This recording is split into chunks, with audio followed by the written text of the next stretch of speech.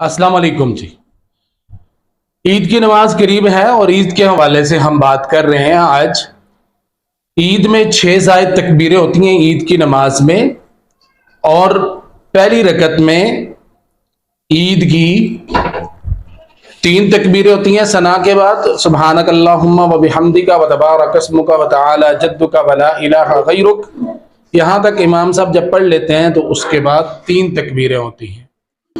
3 तकबीरें जो हैं, इमाम साहब पहली मरतबा अल्लाह अकबर कहते हैं, हाथ नीचे करते हैं, मुक्तदी भी अल्लाह अकबर कह के हाथ नीचे करते हैं, दोबारा अल्लाह अकबर कह के हाथ नीचे करते हैं, मुक्तदी भी ऐसे ही करते हैं, तीसरी मरतबा अल्लाह अकबर कह के हाथ नीचे करते हैं और मुक्तदी भी ऐसे ही करते हैं और हाथ बांध लेते हैं, हाथ नीचे करते ही यूं बांध लेते हैं। और इसके बाद इमाम साहब अल्हम्दुलिल्लाह पढ़ते हैं, 7 सूरत मिलाते हैं, पहली रकत पूरी होती है और फिर दूसरी रकत शुरू होती है, दूसरी रकत में किरात पहले होती है।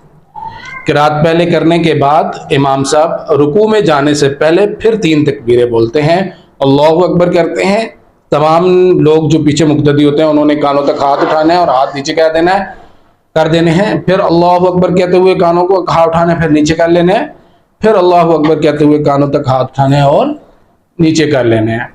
इस तरह जो है फिर इमाम साहब रुकू करेंगे, रुकू के बाद 2 सजदे और नमाज ख़त्म होगी।